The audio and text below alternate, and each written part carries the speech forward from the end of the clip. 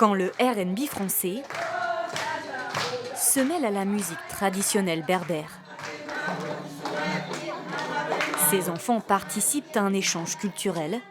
Pendant 10 jours, une vingtaine de jeunes originaires des Hauts-de-Seine côtoient 4 Marocains du Moyen Atlas. Moi, je ressens vraiment beaucoup de joie. Je suis très contente de faire partie de cet échange dans cette association.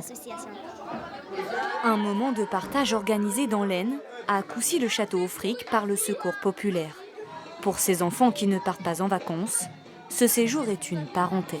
Pour moi, je prends ça comme une colo, comme un petit séjour partagé, histoire de rencontrer de nouvelles têtes, mais changer un peu d'entourage. Ça a des effets positifs sur nous, on s'y plaît, on essaie de se trouver des amis, des copains, copines.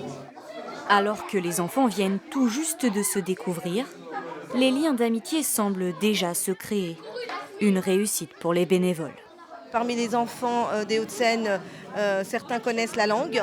Donc, en plus de ça, ils vont pouvoir permettre d'intégrer ces enfants qui viennent du Maroc avec les autres enfants. Donc la barrière de la langue n'existe plus. Ils se débrouillent et on voit bien que avec les enfants, il n'y a aucune frontière. Et c'est véritablement beaucoup de joie de les voir tous s'amuser. Ces rencontres permettent aussi de participer à des activités collectives. Ce jour-là, une collecte de déchets est organisée. Là-bas aussi, il y en a un, regarde là, regarde. C'est interdit par la loi de fumer. L'occasion de sensibiliser les jeunes à l'écologie et à l'entraide. Vas-y, fais une photo. Attends. Il faut qu'ils travaillent sur la solidarité, le partage, où on se soutient ensemble. Si on voit un copain qui a une difficulté, on va l'aider. C'est aussi la thématique du séjour. Plusieurs opérations en ce sens vont avoir lieu dans les prochains jours.